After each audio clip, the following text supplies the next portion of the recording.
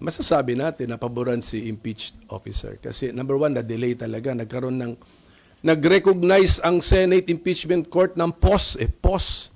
This is a pause consciously made or adopted by the Senate Impeachment Court. Nag-pause siya conscious niya ginagawa. Masasabi po bang na paboran yung defense sa naging action po ng Senate, and on what way po na kung napaboran po sila doon sa buot ng 18.5?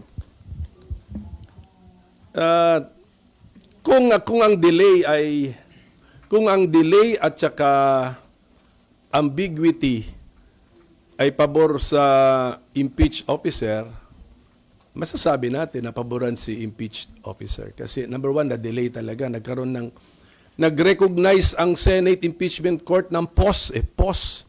This is a pause consciously made or adopted by the Senate Impeachment Court. Nag-pause siya conscious niya ginagawa. And then nag-introduce siya ng mga legal concepts and proceedings or procedure na masasabi nating hindi supported by the words of the Constitution and the Senate impeachment rules. Hence, it is inviting what? Yung sinabi ko noon, it's inviting a case. And a case equals delay. So, yun po yun. So, yun po yung danger na nangyari doon. Sir, from Marlon Ramos, get well soon. How do you feel about other senator judges openly lawyering for the defendant in the Senate impeachment proceedings?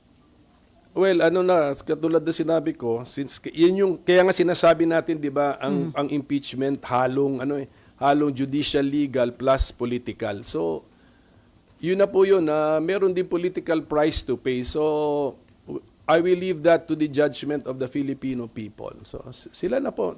Kaya nga hindi nga ako conscious na naka-live pala tayo noon. Nalimutan ko na ganun palang interest sa impeachment. Naka-live na yata kayo, coverage.